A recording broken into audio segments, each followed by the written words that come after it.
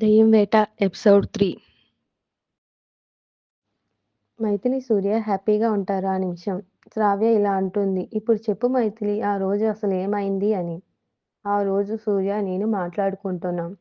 ఆ టైంకి గార్డెన్లో జ్వాల ఉంది. మా ఇద్దరిని చూసింది.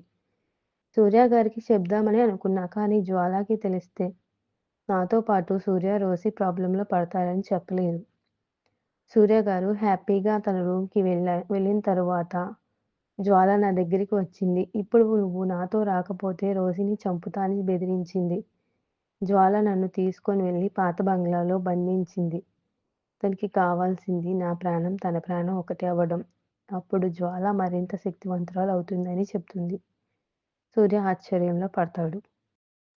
మైథిలి ఇలా అంటుంది. జ్వాలని ఎదుర్కోవడం గురించి నేను ఆలోచిస్తున్నాను.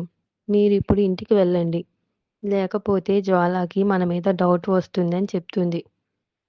శ్రావ్య, రోసి, సూర్య ఇంటికి వెళ్తారు. ఎప్పట్లానే నార్మల్గా ఉంటారు. కానీ కొంచెం భయంతో ఉంటారు. అక్కడ ఉన్నది మైథిలి కాదు, జ్వాల అని తెలిసి. ఎందుకో గాని జ్వాల సూర్యతో కొంచెం చనువుగా ఉంటుంది. మైథిలిలా నటిస్తుంది.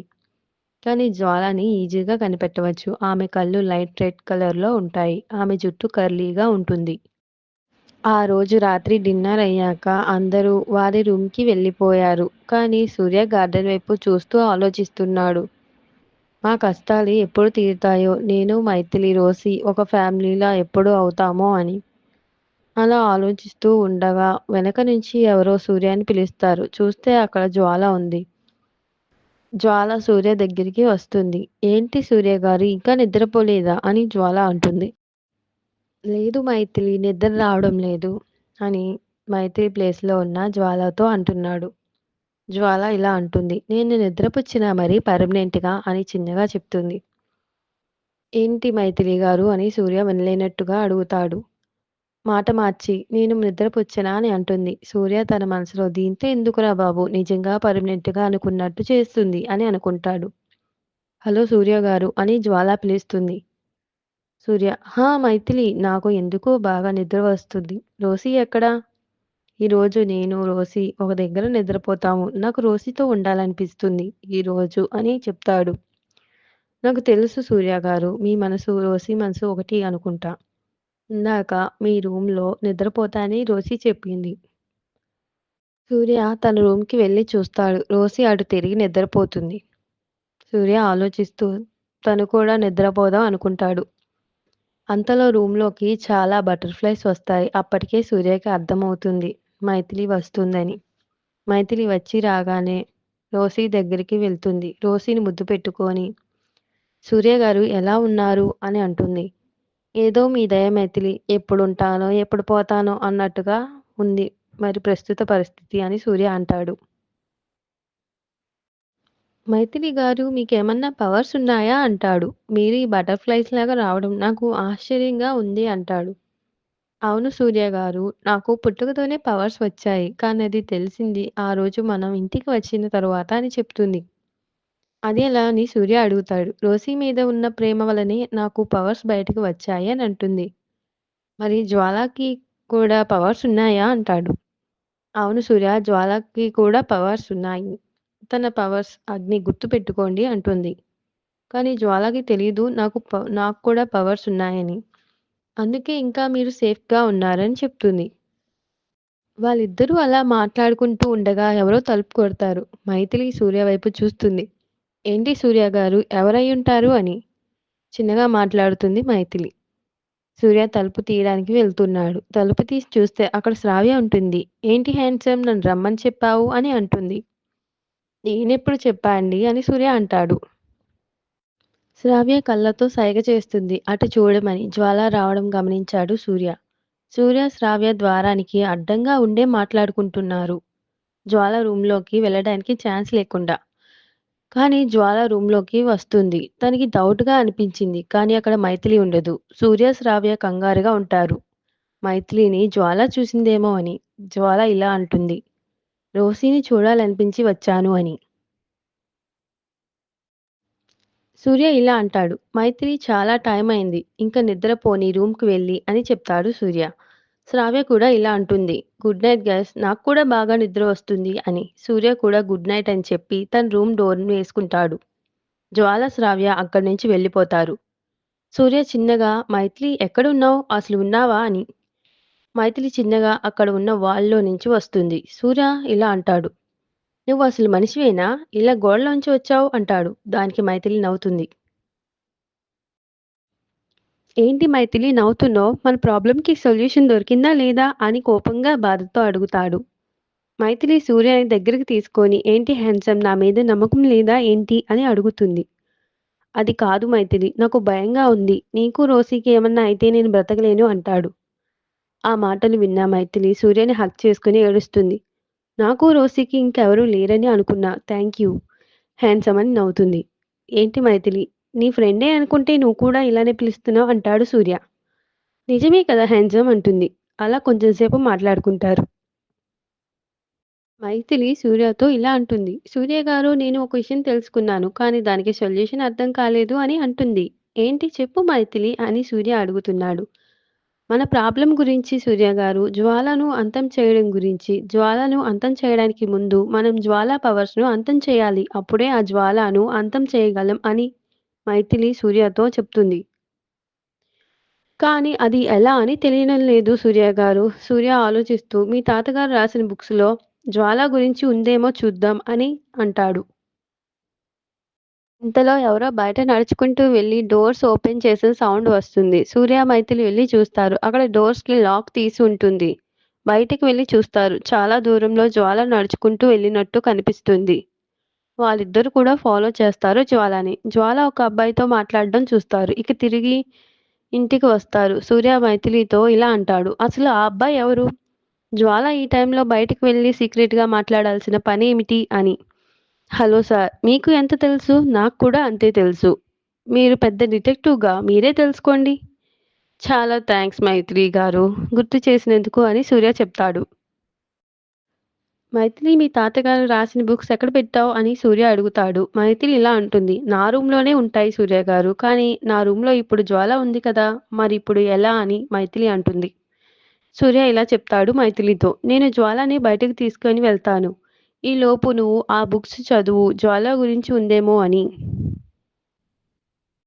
మైథిలి ఇలా అంటుంది. సరే సరే హ్యాండ్సమ్ బయటికి మాత్రమే తీసుకొని వెళ్ళు కానీ దాంతో సొల్లు మాత్రం వేయకు అని కోపంగా చెప్తుంది. అంత ఛాన్స్ ఉన్నా నాకు వద్దులే మేడం. నాకు చాలా భయం అని చెప్తాడు. సూర్య జ్వాల దగ్గరికి వెళ్ళి మనం బయటికి వెళ్దాం. ఈ రోజంతా నీతో స్పెండ్ చేయాలని ఉంది మైథిలి అని చెప్తాడు. మైథిలి ప్లేస్‌లో ఉన్న జ్వాలతో. నాకు హెడేక్‌గా ఉంది. నేను రాను అని చెప్తుంది జ్వాల. సూర్య మనసులో ఇలా అనుకుంటాడు. "నువ్వు రాకపోతే ఎలా? అంత ప్లాన్ చేసింది నీకోసమని." జ్వాల ఇలా అంటుంది. "ఏంటి సూర్య గారు ఆలోచిస్తున్నారు? నేను ఫీల్ అయ్యాను మైథిలి నువ్వు రాననేసరికి" అని చెప్తాడు సూర్య. "సరే వస్తాను మరి రోసి కూడా వస్తుందా?" అని చెప్తుంది. రోసి నిద్రపోతుంది మైథిలి. "మనం బయటికి వెళ్లి వెంటనే వద్దామని" చెప్తాడు సూర్య. జ్వాలకి డౌట్ వస్తుంది. కానీ ఏం బయట పెట్టదు. సూర్యతో బయటికి వెళ్తుంది. మైథిలి బుక్స్ తీసి చూస్తుంది. ఆమెకు అక్కడ ఏదో దొరికినట్టు అనిపిస్తుంది. ఆ రోజులో దొరికిన ఒక పేపర్ అలానే ఒక బుక్ కూడా దొరుకుతుంది. జ్వాల సూర్యతో బయటికి వెళ్ళింది. అక్కడ జ్వాలకి ఏదో అవుతున్నట్టు, తన పవర్స్ తగ్గినట్టు అనిపిస్తుంది. నీరసంగా అయిపోతుంది. తన డౌట్ నిజమని తెలుసుకుంటుంది. సూర్యని తన శక్తితో పైకి లేపి, ఇన్ని రోజులు మీరు చేస్తున్నది నాకు తెలియకపోవడం కాదు. నా ముందు మీరెంత, ఆ మైథిలి ఎంత అని నవ్వుతుంది గట్టిగా. ఇప్పుడేం చేస్తానో చూడండి మిమ్మల్ని అని కోపంగా చెప్తుంది. మైథిలి తీసిన బుక్‌లో కొన్ని మంత్రాలుంటాయి. అవి చదవడం వల్ల జ్వాలకి నీరసం వస్తుంది. ఇప్పుడు మైథిలి డేంజర్‌లో పడిపోతుంది. జ్వాలకి తెలిసిపోయింది కాబట్టి. జ్వాలకి తెలిసిందని మైథిలికి తెలీదు. మైథిలిని వెనక నుంచి ఎవరో తలపై కొడతారు. మైథిలి పడిపోతుంది. మైథిలి, రోసి, సూర్య, శ్రావ్య అని ఒక చోట బంధించింది జ్వాల. వాళ్ళు కొంతసేపటికి మెలకువలోకి వస్తారు. జ్వాల చాలా కోపంగా ఉంటుంది. వాళ్ళు జ్వాలను చూసి ఇది మనకి లాస్ట్ రోజని ఒకరినొకరు చూసుకుంటారు. జ్వాల మాట్లాడడం మొదలుపెడుతుంది. నేను చేసిన తప్పేమిటి మైథిలి? నా పుట్టుకతోనే నన్ను దుష్టశక్తిలా నిర్ణయించారు. నా బాధ గురించి ఎవరైనా ఆలోచించారా? అంత చిన్న పిల్లనైన నన్ను దూరం పెట్టారు. అమ్మా, నాన్న ప్రేమను పొందలేకపోయాను. ఫ్రెండ్స్ లేరు. ఈ లోకంలో నన్ను ప్రేమించిన వారు ఒకరు మాత్రమే ఉన్నారు. వాళ్ళు నా జీవితమని, నా సర్వస్వమని, నా ప్రాణమని చెప్తుంది జ్వాల. మైథిలిని టార్గెట్‌గా చేస్తుంది జ్వాల. జ్వాల మైథిలితో ఇలా అంటుంది. నిన్ను ప్రేమించిన వారు నిన్ను మోసం చేస్తే ఎలా ఉంటుందో చూడాలనుంది మైథిలి. నా బాధ నువ్వు కూడా పంచుకోవాలిగా మరి ట్విన్ సిస్టర్ కాబట్టి అని చెప్తుంది. మైథిలికి ఏమీ అర్థం కాదు. మైథిలి పక్కన ఉన్న సూర్య లేచి గట్టిగా నవ్వుతూ జ్వాల దగ్గరికి వెళ్తాడు. మైథిలికి ఏమీ అర్థం కాదు కానీ చాలా దిగులుగా అయిపోతుంది. సూర్య ఇలా అంటాడు. పిచ్చి మైథిలి, ఇన్ని రోజులు నేను నటించా కానీ అది నువ్వు ప్రేమ అనుకున్నావు. మైథిలి బాధతో మోకాళ్ళపై కూర్చొని గట్టిగా ఏడుస్తుంది పిచ్చిదానిలా ఏదో కోల్పోయినట్టు. జ్వాల మైథిలితో ఇలా అంటుంది. ఈ రోజు నువ్వు నా ముందు ఓడిపోయావు. ఇక నీ చావు నా చేతుల్లోనే అంటుంది. శ్రావ్యకి సూర్య మీద చాలా కోపం వస్తుంది. నీకేం పాపం చేసిందని మైథిలిని మోసం చేసి తన చావుని కోరుతున్నావని కోపంగా అడుగుతుంది సూర్యని. సూర్య ఏం సమాధానం ఇవ్వడు శ్రావ్యకి. మైథిలి ఏడుస్తూ తన శక్తి మొత్తం కోల్పోవడానికి దగ్గరగా ఉంది. సూర్య వైపు చూస్తుంది. వెంటనే తన శక్తి మొత్తం ఒకసారిగా కూడబెట్టుకొని తన శక్తిని ఒక కత్తిలా మార్చి సూర్య గుండెల మీద పొడిచి చంపేస్తుంది. జ్వాల అది చూసి గట్టిగా అరుస్తుంది. ఇది నేను ఒప్పుకోను కార్తీక్లే అని సూర్య దగ్గరికి వెళ్ళి లేపుతుంది.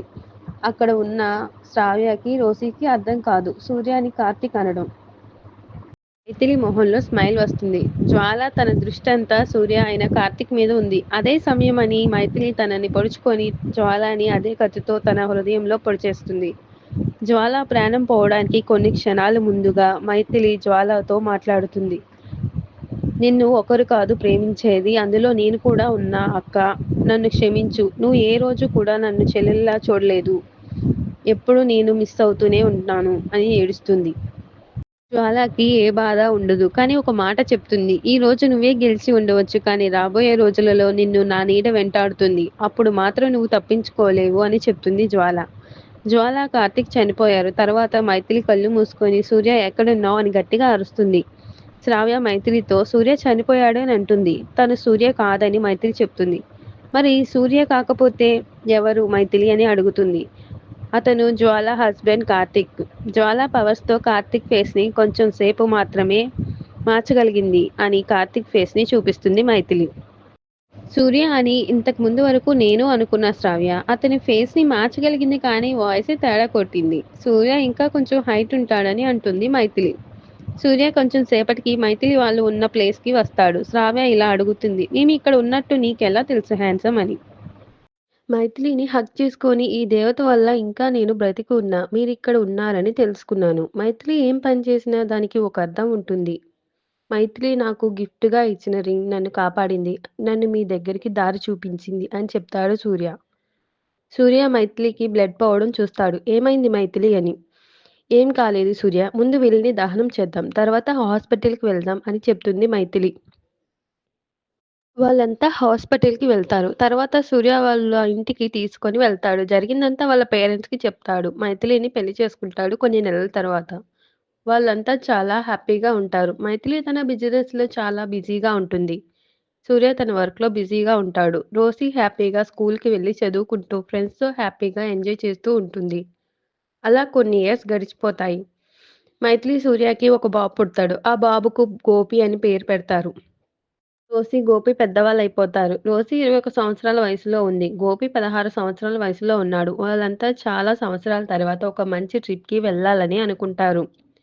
రోసి, గోపి వాళ్ళ పేరెంట్స్‌కి తెలియకుండా సీక్రెట్‌గా ట్రిప్ ప్లేస్‌ని ప్లాన్ చేస్తారు. అది కూడా అరకు ప్లాన్ చేస్తారు. ట్రిప్ ప్లేస్ చెప్పకుండా వాళ్ళ పేరెంట్స్‌ని కార్‌లో తీసుకొని వెళ్తారు. అరకు దగ్గరికి కారు వెళ్ళడం గమనించిన మైథిలి కారు ఆపమని చెప్తుంది గోపితో. ఏమైందమ్మా అని గోపి, రోసి అడుగుతారు. రోసికి ఏం గుర్తుండదు ఆ సంఘటన జరిగిన టైంలో చిన్నపిల్ల అవ్వడం వల్ల. ఏం లేదు మీ అమ్మకి ఇలాంటి ప్లేస్‌లుంటే భయమని కవర్ చేస్తాడు సూర్య. ఒక్కసారి ఈ ప్లేస్‌లో స్పెండ్ చేస్తేనే కదా అర్థమవుతుంది భయం పోతదని గోపి చెప్తాడు. సూర్య మైథిలితో చిన్నగా జరిగిపోయి చాలా సంవత్సరాలయింది మైథిలి. ఎందుకు భయపడుతున్నావు? ఏముందిలే ఇక్కడ అని చెప్తాడు సూర్య. కానీ మైథిలి మనసు నెమ్మదిగా ఉండదు. ఏదో నిశ్చింతగా ఫీల్ అవుతుంది. అక్కడ వాళ్ళు ఉండడానికి ఒక మంచి ప్లేస్‌ని చూస్తుంటారు. రోసి, గోపి బయటికి వెళ్లి తిరిగి వద్దామనుకుంటారు. రోసి మైథిలిని ఇలా అడుగుతుంది. అత్త, నేను, గోపి బయట తిరిగి వస్తామని చెప్తుంది. మైథిలికి నచ్చదు. వద్దంటుంది. రోసి గోపికి సైగ చేస్తుంది. నువ్వు కూడా అడుగు అని.